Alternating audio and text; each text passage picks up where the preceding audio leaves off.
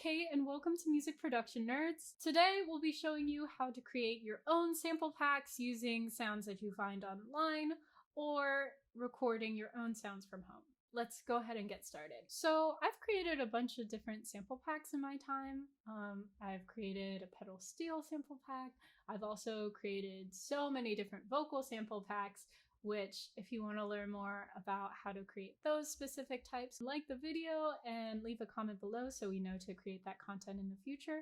But for the purpose of this video, I'm going to focus on creating a drum sample pack since that goes across all genres. So if you don't feel like recording sounds of your own, you can go ahead and go to this excellent site, which I've talked about before, called Freesound. Now, because we're creating a drum sample pack, I just went ahead and typed in drum, and there's over 41,000 different results. You can also filter by a number of different things. I recommend sorting by highest rating. I just went ahead and picked out 4 different drum recordings from users that are copyright free. All right, so I went ahead and just brought these files into my DAW. I'm just gonna go ahead and bring them to the front of the timeline. Another important thing to note is your DAW will adjust its BPM based on what it thinks the BPM of your samples are. To undo that in Ableton, you just want to go ahead and click warp or unselect warp. This will make sure that the sounds that you're importing into your audio workstation are going to sound exactly the way that they did when you picked them up from the site. All right, so now I'm going to go ahead and solo each track and listen for good little audio goodies that I think will make great samples on their own. I'm going to go ahead and solo and listen for great potential sample candidates, okay?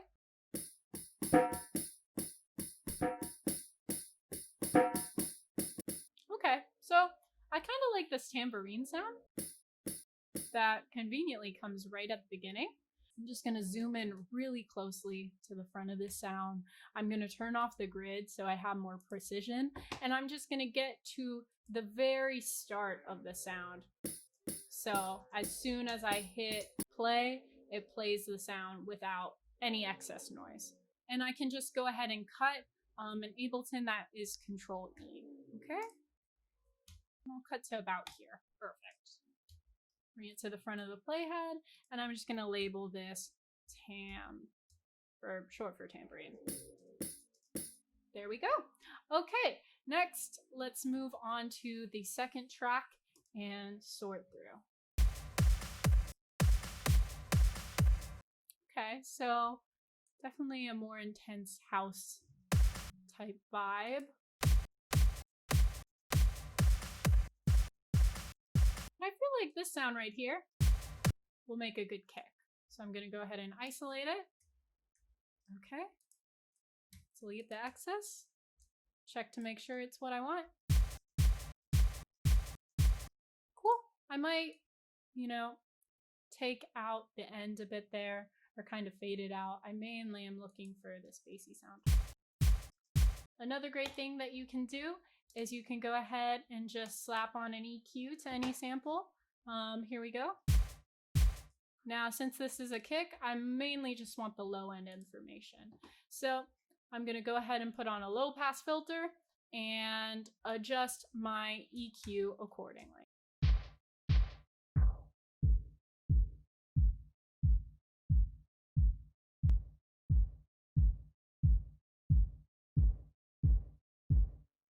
There we go. And now we have a kick. All right, and I'm gonna rinse and repeat with track number 3. Here we go. Solo it out.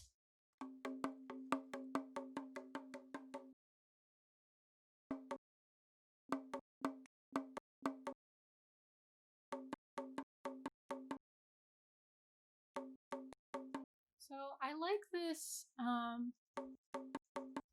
sounds like a very weak tom or like a bongo type noise to me. So I'm gonna go ahead, maybe that'll make a cool snare, I don't know. So let's just go ahead and bring that to the front of my timeline. Okay, all right, and I'm just gonna make it a bit louder. Cool. And I also think this sound will sound great with a little bit of reverb. It's important to note though, I'm not going to use my send reverb track because if I were to do that, it wouldn't print the effect once I exported. So I'm going to go ahead, select my track, go to the audio effects and add reverb there. Okay.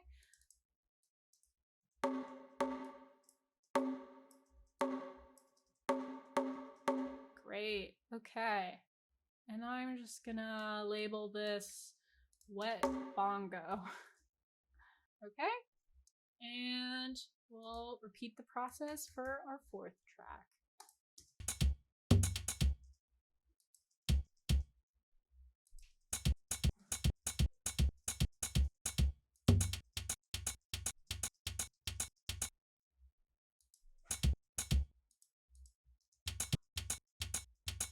So I actually think this could make a cool hat sound.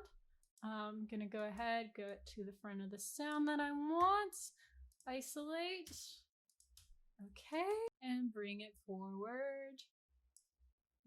Okay, let's take a listen. Okay, cool.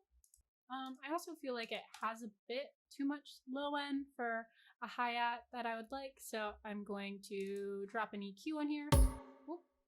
Make sure my track is soloed, and just go ahead and take out some of those low ends that I don't need with a high pass filter.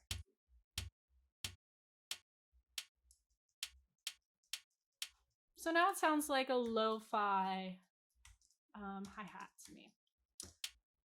Okay, and that's how you create your samples using longer bits of sound that you can find online. The last thing I'm going to show you how to do is record your own samples. Obviously, using different mics is going to produce different sounds, as well as using different objects. You can use anything. You can use a book, you can use your desk, you can make sounds with your hands, your mouth, anything. But if you want to learn more about the recording process and how to properly record different sounds, be sure to give this video a like and comment below so we know to create that content in the future. So I'm just going to use the condenser mic that I'm using right now. And I picked out a mug and a coffee grounds container for my sound muses. So let me just create a new track, make sure it's good to go. Okay. And a lot of times, just like since we're making a drum sample pack, I use something to like mock a drumstick. And in this case, I'm just going to use a pen to hit my mug. And it makes this nice clinking noise that I feel like might be cool. Okay, so let me just go ahead and record that clinking noise. We'll create a sample out of that. Okay, here we go.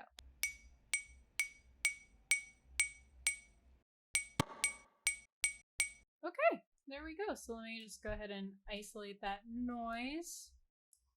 There we go. We have a nice clinking noise. Great. Cool. Okay, I'm gonna label that clink perc. Great. Okay, and let's go ahead and record our coffee grounds container. Okay, and let's go ahead and take a listen through.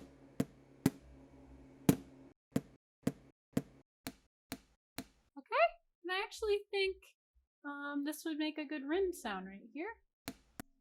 Okay, let's go ahead and isolate that. All right, bring it to the front of our timeline. Boost the sound a little bit, maybe fade out some of that excess noise. Great, and now we have a great dry rim. Okay, so now the last step is to export all of your samples. Okay, so I just went ahead and created a basic desktop folder that says drum loop sample pack. Very creative, I know. So I'm just gonna go ahead and click File, click Export, and oh, that's another thing. Make sure your tracks aren't soloed anymore. Okay, there we go. All right, so now I'm gonna click File, Export, and usually it'll be on master. Make sure everything's at a good sample rate, has a good bit depth, and that you're exporting to wave samples rather than M4As. You're gonna go ahead and select all individual tracks for export, okay? And then you're just going to select the folder where you want your samples to go. I selected the one on my desktop. Click save. Perfect. Okay. And then we're going to go ahead and check the folder. Okay.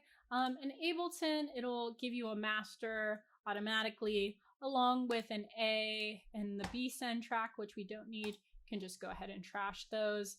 And then I went ahead and just added it to my sidebar in Ableton.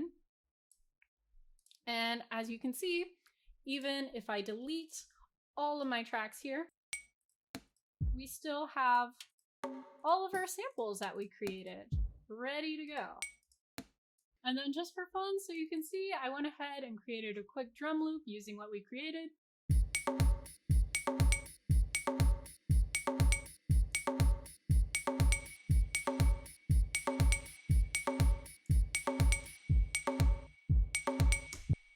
But if you want to learn more about how to create drum loops, we've already created a video on that, so you can check that out. But main point is, you can create sample packs out of anything, and the whole process doesn't take you that long.